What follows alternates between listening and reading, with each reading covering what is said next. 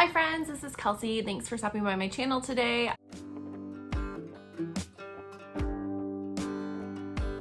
I'm really excited today because I was asked to participate in BookList Thursday for 5-star predictions, which is hosted by Lindsay's Little Library and Sarah's Nightstand, and they're linked down below. I have been following both of them for a while. I think I found them through Krista of Books and Jams, and I know they're currently reading Bookish Friends too. So we've connected through multiple channels. I'm really excited they asked me to do this. This is just a really fun way to go through your bookshelves and find 5-star reads. So with this BookList Thursday, it's 5-star predictions, and we are specifically looking at backlist books from our bookshelves.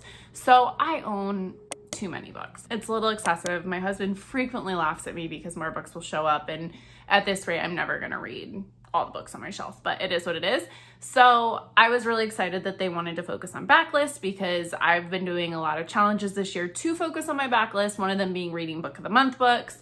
I have a ton of books just in general I would love to get to this year, and sometimes you just need extra incentive to do that. So I kind of challenged myself more in that I was looking at one Book of the Month books would count, and then I also looked through prior book hauls that I have done to maybe clear off some newer books from my list. I also was looking for books that maybe I've moved from month to month and just haven't gotten to.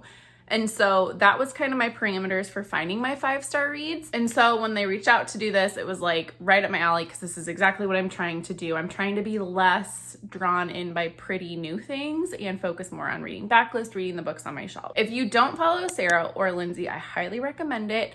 I really like that they do this consistent book list Thursday, and there's different themes. I've gotten a lot of recommendations. Both of them read pretty broadly, which is how I read too. They're not just like channeled into one genre most of the time. I like that. I just like people who are broad readers because I'm such a mood reader. I can get distracted by so many things that I like to get broad recommendations. So follow them both. They've been great. They're so welcoming to new booktubers. I'm a baby booktuber still, so I just really appreciative that I get to participate in this. We will get started with my 3 books. I am putting this up on May 4th, and then we will do kind of a follow-up episode on June 29th. We will see if I like these. I'm pretty sure I will, just based on experiences and things I know. But let's get started. We'll go through those 3 books. Okay, so book number 1 is a Book of the Month book. And it's one I have had since August of 2017. And that is The Heart's Invisible Furies by John Boyne.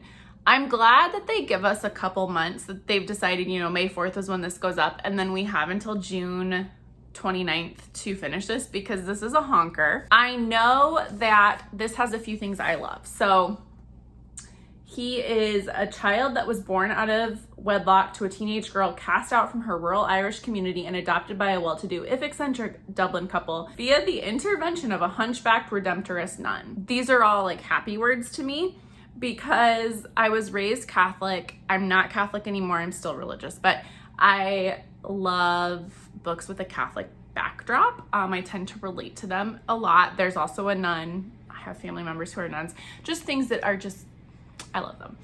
There's an adoption storyline, which is hit or miss for me a lot of times because as an adoptive mom, adoption can be saviorized. Like, I get a lot of praise for being an adoptive parent, and that's not appropriate. So a lot of times in books, you'll find like this, just there's a lot of stereotypes. So this could be hit or miss, but I've just heard such great things about this book that I'm really excited to read it. And I think it's kind of like a quiet character study novel.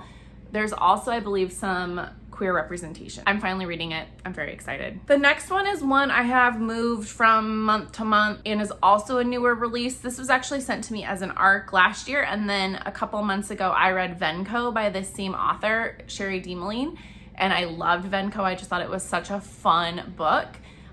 So the next book I want to read is Empire of Wild by Sherry DeMaline.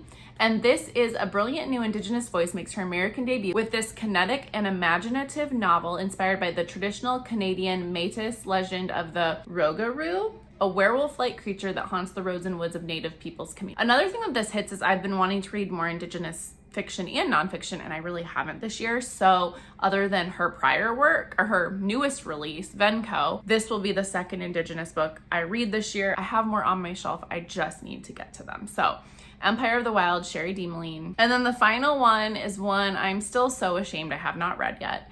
And I know Sarah has pressed this in one of her prior 5-star prediction book list of books you need to read. Plus, I know she's talked about it before. She also commented that when I gave her kind of a spoiler of this book, she goes, yes, one of my favorites. I swear it's finally happening. The House in the Cerulean Sea by TJ Klune. It's gonna be a hug and a book. Also has queer representation. I really like the blurb on here. I loved it. It is like being wrapped up in a big gay blanket. Simply Perfect by V.E. Schwab.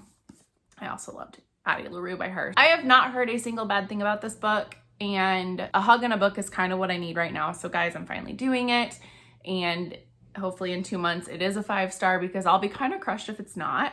And I've tried to keep my expectations very low, but I just know so many people that read similarly to me that also love it. House in the Cerulean Sea, finally doing it. Cannot wait. So just to wrap this up, House in the Cerulean Sea, Empire of the Wild, and then The Heart's Invisible Furies are my 3 books that I'm hoping are 5 stars for me. And tune in on June 29th for my thoughts on these. If you've read any of them, please drop them in the comments. And as always, thank you so much for stopping by. And until the next video, I'll see you guys later. Bye.